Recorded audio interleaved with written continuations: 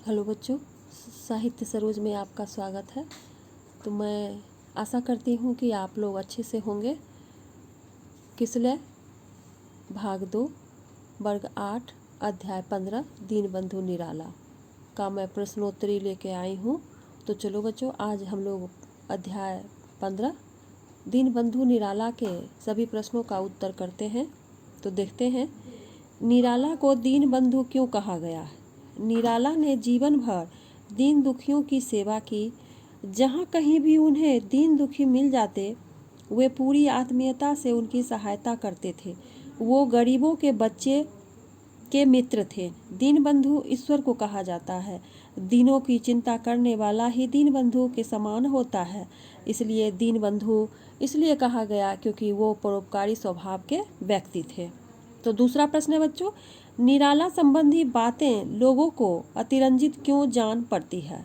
तो बच्चों, इसका उत्तर होगा, आधुनिक युग में कोई निराला की तरह दीन दुखियों का सच्चा मित्र नहीं मिलेगा। वे खुद मामूली कपड़ों में गुजारा कर लेते थे और नए कपड़े, कंबल इत्यादि दान में दे देते थे।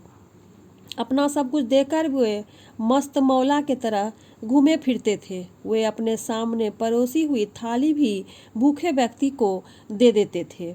आज के युग में भला कौन ऐसा मिलता है जो अपनों से ज़्यादा दीन दुखियों पर ध्यान देता है। इसलिए निराला की बातों को अतिरंजित ज्ञान जान पड़ता है।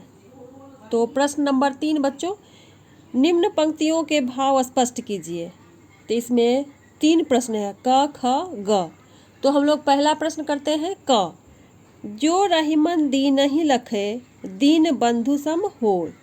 तो इस पंक्ति का भाव होगा, कवि रहीम ने दीन बंधु के विषय में अपना विचार प्रकट करते हुए कहा है कि जो दीन दुखियों की सहायता के लिए सदा तत्पर रहता है, दीन बंधु भगवान के समान होता है। निराला जी इसके ज्वलंत प्रमाण थे। उन्होंने दीन दुखियों के लिए ही शरीर धारण किया था। उनका काम ही था कलकत्ता की सड़कों पर बिलखते भूखे नंगों के बीच भोजन तथा वस्त्र बांटना, उन्हें दुखियों का दर्द समझना और उसका निदान करना। अतः सच्चे अर्थों में कहा जा सकता है कि निराला जी दीन बंधु सचमुच थे। तो ख है बच्चों, ख को देखते हैं। ख में है, पुण्यशील के पास सब विभूतियां आप ही आप आती है। इसका तात्पर्य है बच्चों, इसका उत्तर होगा, लेखक के कहने का भाव है कि व्यक्ति उदार सहयोगी प्रवृत्ति का होता है, उसके पास सारी विभूतियां स्वतः आ जाती है। उसका मुख्य कारण यह होता है कि ऐसे व्यक्ति निस्वार्थ और पुण्यशील आचरण का होता है, इसलिए हर कोई श्रद्धा की दृष्टि से देखता है। निराला जी इसी आचरण के व्यक्ति थे। उन्होंने दीन बंधु को ही अपने जीवन का लक्ष्य बना लिया था। इसी का परिणाम है कि मृत्यु के बाद भी उनका आदर स्मरण किया जा रहा है। उनके पुण्य आचरण का प्रभाव उनके जीवन पर पड़ा तथा उनके इसी पुण्यशील विचारों के कारण आज समाज में उनको याद किया जाता है। तो प्रश्न नंबर ग की ओर चलते हैं बच्चों। धन उनके पास अतिथि के समान अल्पावधि तक ही टिकते आता था। तो इसका भाव है, इसका उत्तर होगा बच्चों, लेखक ने निराला जी की विशेषता के बारे में बताया है कि वह अति उदार स्वभाव के व्यक्ति थे। वह अपनी कमाई दीन दुखियों की सेवा में तथा जरूरतमंदों के सहयोग में खर्च कर देते थे। वह अपनी जरूरत से अधिक दूसरों की जरूरतों की पूर्ति करना आवश्यक समझते थे। इसी कारण धन उसके पास अतिथि के समान अल्पावधि के टिक पाता था। तो अब बच्चों, प्रश्नोत्तरी की बारी खत्म हो गई। अब हम लोग व्याकरण की ओर चलते हैं। तो व्याकरण में है श्रुति संभिन्नार्थक शब्द।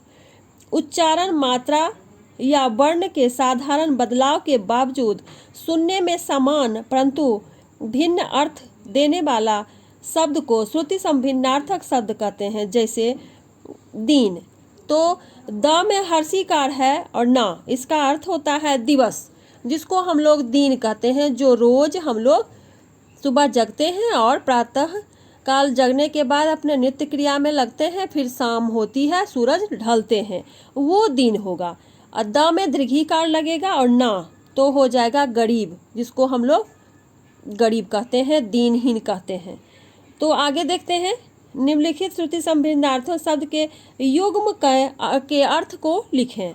तो युग्म में देखते हैं दो शब्द एक ही समान के हैं, लेकिन दोनों के अर्थ अलग अलग होते हैं। तो आओ देखते हैं समानार्थी शब्दों को।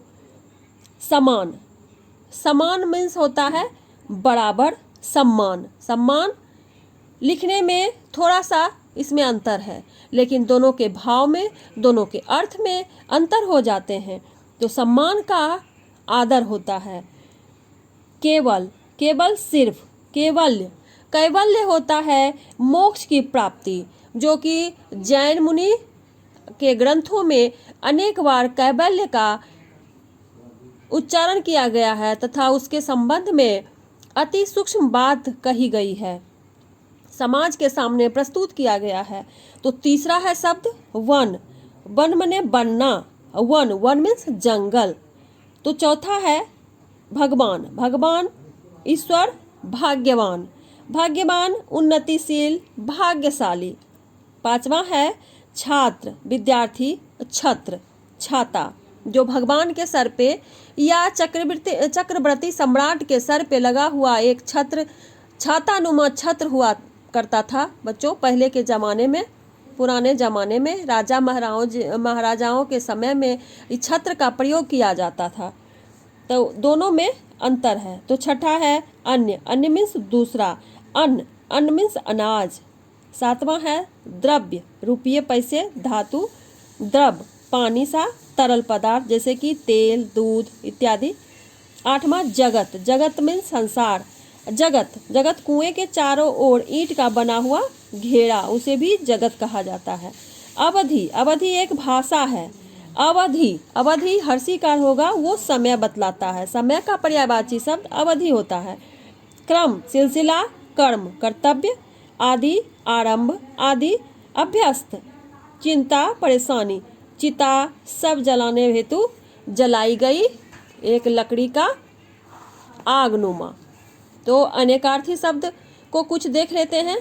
कुछ ऐसे शब्द प्रयोग में आते हैं जिनके अर्थ अनेक होते हैं, प्रसंगानुसार के अर्थ भिन्न भिन्न होते हैं। जैसे नाना, देखो बच्चों नाना शब्द है, अब इसका उच्चारण हमें, प्रयोग हमें एक वाक्य में करना है और दो जगह नाना शब्दों को लिखना है, उस वाक्य में शामिल करना है, लेकिन उन दोनों शब्दों का अर्थ अलग अलग होना चाहिए। तो चलो बच्चों एक वाक्य बनाते हैं जिसमें देखते हैं नाना शब्द का प्रयोग करके हम लोग किस तरह का भाव उसमें देते हैं।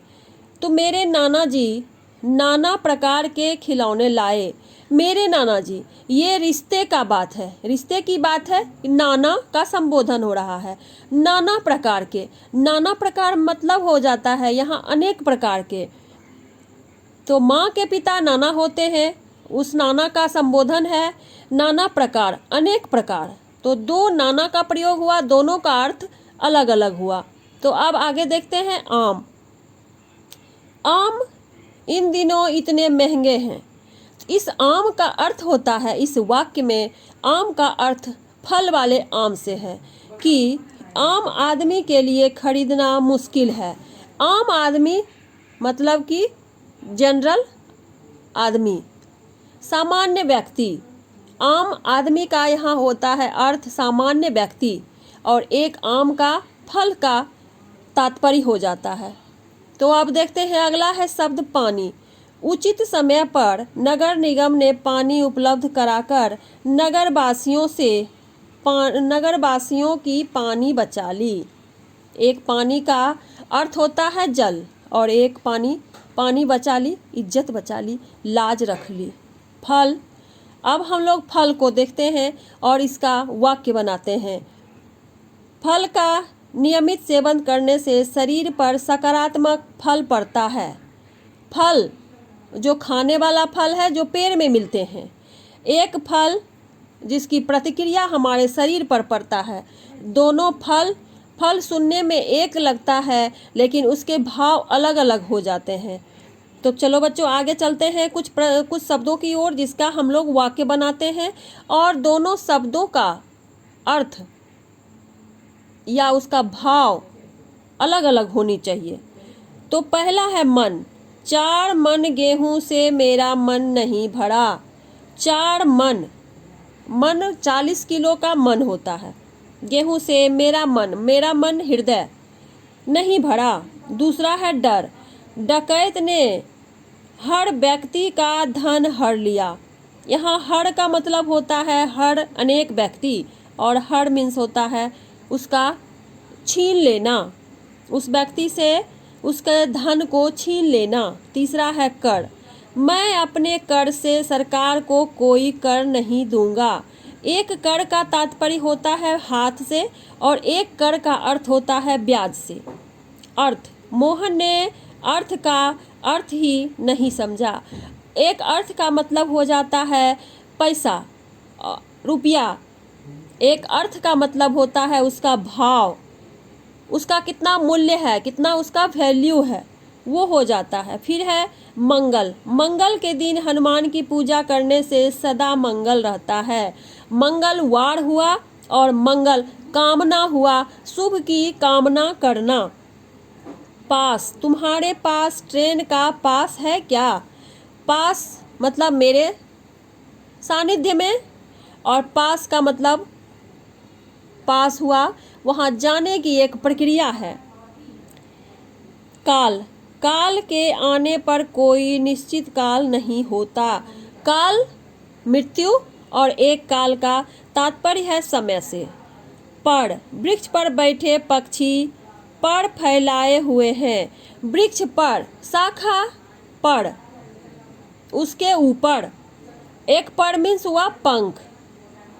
तो चलो बच्चों, आज हम लोग पाठ 15 के सभी प्रश्नों का उत्तर कर लिए तथा व्याकरण कर लिए। तो अगली वीडियो में मैं फिर मिलती हूँ। तब तक के लिए आज्ञा चाहती हूँ। जय हिंद, जय हिंदी।